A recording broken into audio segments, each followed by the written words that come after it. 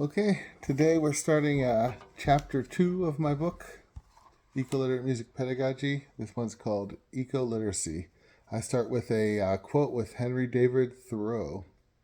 I was reminded this morning before I rose of the undescribed ambrosial mornings of summer which I can remember, when 1,000 birds were heard gently twittering and ushering in the light, like the argument of a new canto, an epic and heroic poem, the serenity, the infinite promise of such a morning.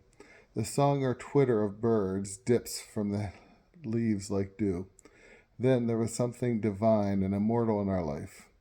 When I have walked up on my couch in the woods and seen the day dawning and heard the twittering of the birds. End quote. Teaching the music of the environment.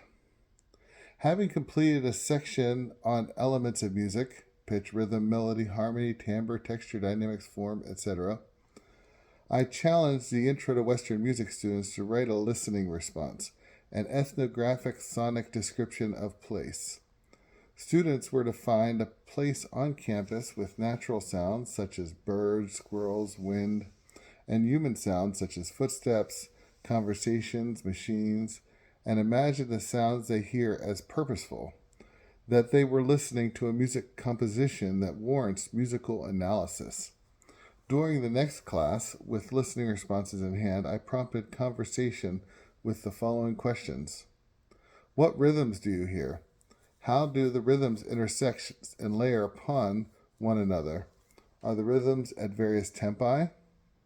What types of pitches do you hear? Do any form shorter or longer melodic lines?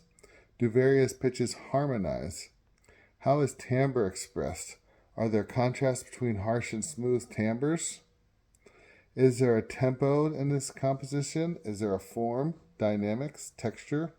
How does the composer coordinate the elements of music to yield a coherent composition? Students replied using their listening responses as guide.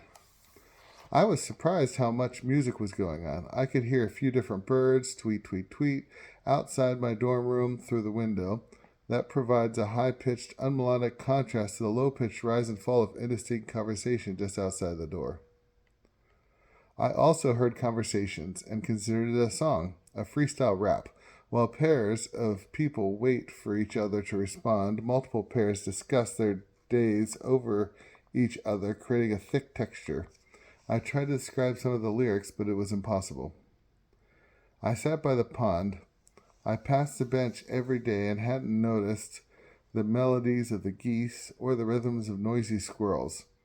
There was also an incessant drum roll sound, a large machine of some sort, connected to the bookstore.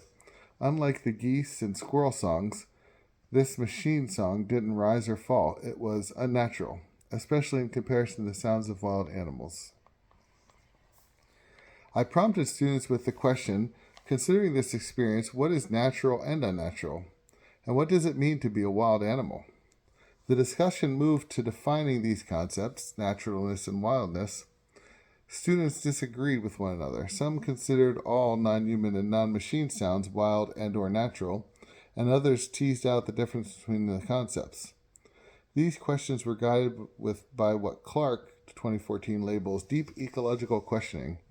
Questions about what wild and domesticated mean for ecosystems and places, communities and cultures, for minds and spirits, for you and me.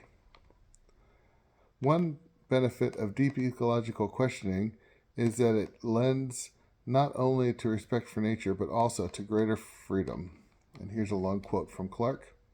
It leads us to a deeper conception of freedom that goes far beyond the negative freedom from or doing what I want to do, kind of pseudo-freedom. Free minds and free spirits are not really like well-conditioned American middle-class adolescents, but more like wild nature, rich and diverse, spontaneous and creative, good and beautiful, at once orderly and chaotic. Free communities and free cultures have these same qualities of wildness. To be really meaningful and transformative, the good and the sacred cannot be some distant ideal.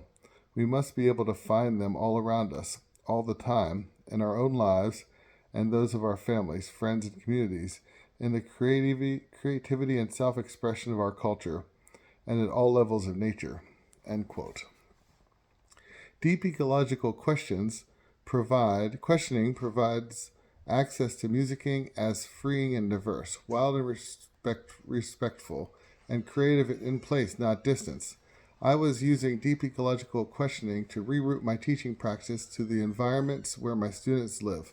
Finally, I provoked the students with the question, "What sounds did you contribute to Nature Symphony?" None of the students had described their own sounds because the word ecological recognized people as inseparable from the environment. I wonder if my pedagogy is leading to an emerging environmental but not ecological conscious. I challenge myself to do better.